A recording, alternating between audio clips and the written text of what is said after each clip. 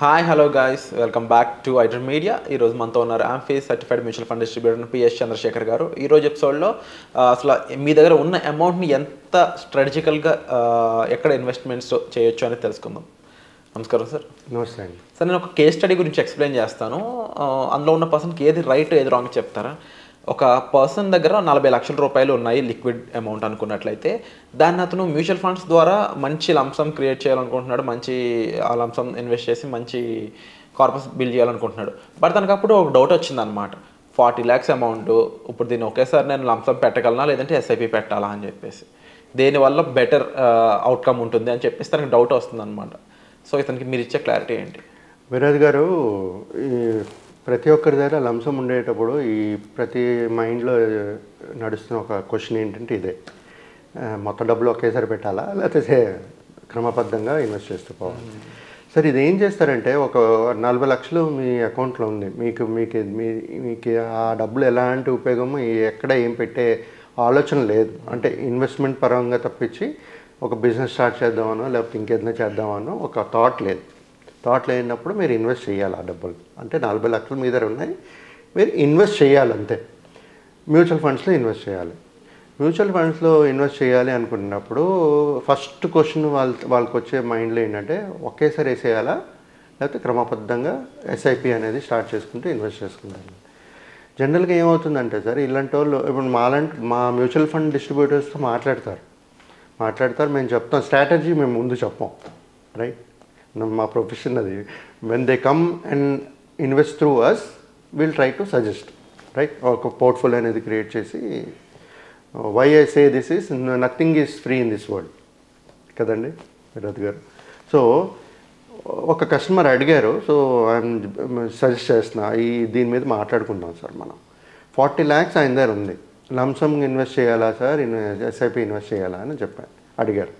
అడిగితే, సార్ మీరు ఎప్పుడైతే నా త్రూ ఇన్వెస్ట్ చేద్దాం అనుకుంటున్నారో నేను మీకు చెప్తాను, ప్రాసెస్ అన్నీ చెప్పాను. నేను అసలు మ్యూచువల్ ఫండ్స్లో ఎలాగ ఇన్వెస్ట్ చేయాలి ఏంటి అన్ని ప్రాసెస్ చెప్పాను. చెప్పిన తర్వాత మీరు కలవండి సార్, ఒకసారి పర్సనల్గా మాట్లాడుకుని మనం డిసైడ్ చేద్దామని చెప్పాను. సో ఇంత మధ్యన ఏమైందంటే, ఇది ఆల్మోస్ట్ 1-2 weeks నుంచి కన్వర్జేషన్ నడుస్తుంది.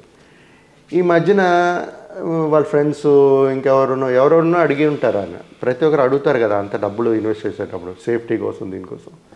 అడుగుతున్నప్పుడు ఏమన్నారంటే, సార్ కొంతమంది లంసమ్గా వద్దంటున్నారు సార్,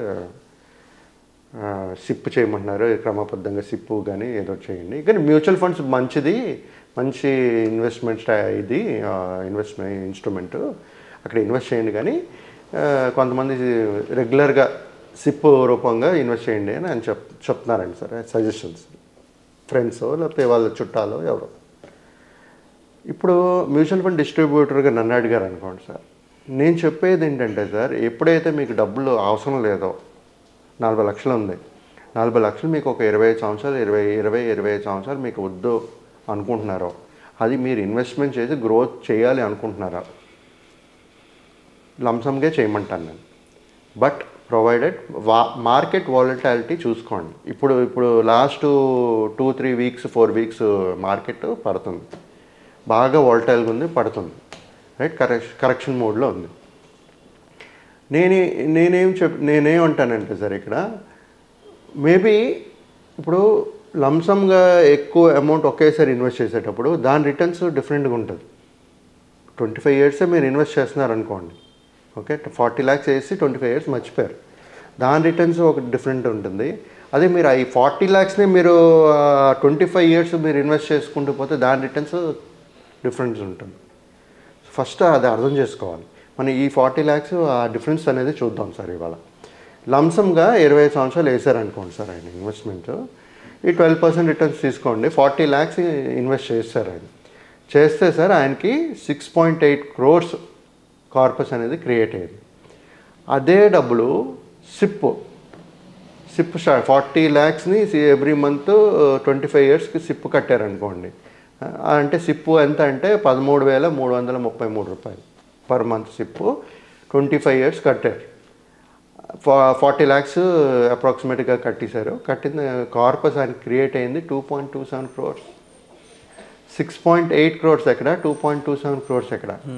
ఈ ఫిగర్స్ మీకు క్లారిఫై చేస్తుందా ఎక్కడ ఎలాగ ఇన్వెస్ట్ చేయాలనేది? చేస్తుంది కదా. అంటే వాలటిలిటీ లేకపోతే మార్కెట్ బాగుంది అనుకుంటే లంసమ్ చేసేయండి అంటున్నాను నేను, అంతేనా? సో మార్కెట్ బాగాలేనప్పుడు మీ మొత్తం డబ్బులు చేసి కూర్చోబెట్టు, మీరు మీ బ్యాంక్లో పెట్టుకుని కూర్చోలేరు కదా. ఏం చేయాలి అప్పుడు?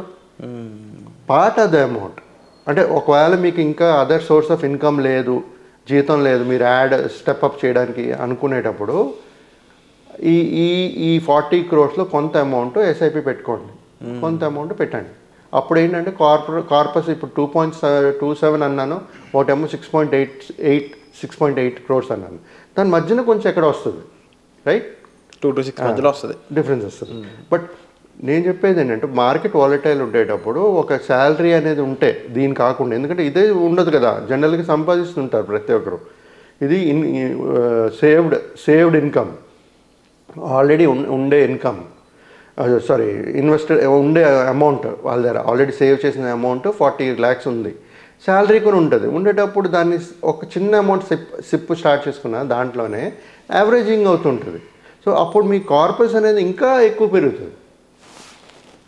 సో ఎవరైతే ఈ లంసమ్ ఎస్ఐపి కన్ఫ్యూజన్ ఉందో సార్, మార్కెట్ బాగుంది, 25 years లాంగ్ పీరియడ్ ఉంది నా దగ్గర, 30 years నా దగ్గర ఉంది అనుకునేటప్పుడు లంసమ్కి వెళ్ళిపోండి.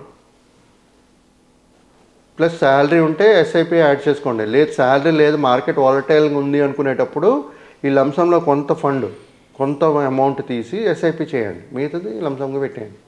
సో ఇదేమవుతుందంటే ఈ మార్కెట్ వాలటాలిటీని కూడా బీట్ చేస్తూ యావరేజింగ్ అవుతూ మార్కెట్ ఎప్పుడైతే రికవరీ అవుతుందో అలాంటి మంచి కార్పస్ అనేది క్రియేట్ చేస్తుంది.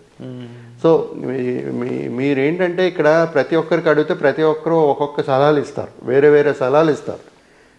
కొంతమంది అసలు మ్యూచువల్ ఫండ్స్లోనే వద్దు సార్, మార్కెట్ గ్యారెంటీది కాదు అది, అలాగే అంటుంటారు. పీపీఎఫ్ వేసుకోండి అంటారు, లేకపోతే ఎఫ్డీలు వేసుకోమంటారు. బట్ ఇన్ఫ్లేషన్ కన్సిడర్ చేసి మనం ఫస్ట్ కన్సిడర్ చేయాల్సిందే ఇన్ఫ్లేషన్ అనుకుంటాను. రిస్క్, టెన్యూరు, ఇన్ఫ్లేషన్ కన్సిడర్ చేయకపోతే మన గ్రోత్ ఆ 7% వస్తే మనం వీఆర్ నాట్ గ్రోయింగ్ యాక్చువల్లీ. అవును. సో అవన్నీ చూసుకుని దాన్ని బట్టి ప్లాన్ చేయాలి. మీకు ఎప్పుడైతే ఇప్పుడు ఇంతవరకు చెప్పాను కదా సార్ నేను లంసమ్ సిప్ ఇలా స్ట్రాటజీ, ఇప్పుడు నెక్స్ట్ ఛాలెంజ్ ఏంటంటే ఎక్కడ పెట్టాలి, అలాంటి సజెషన్స్ కూడా మా దగ్గరకు వస్తేనే మేము చెప్పగలుగుతాం. So we should have a discussion.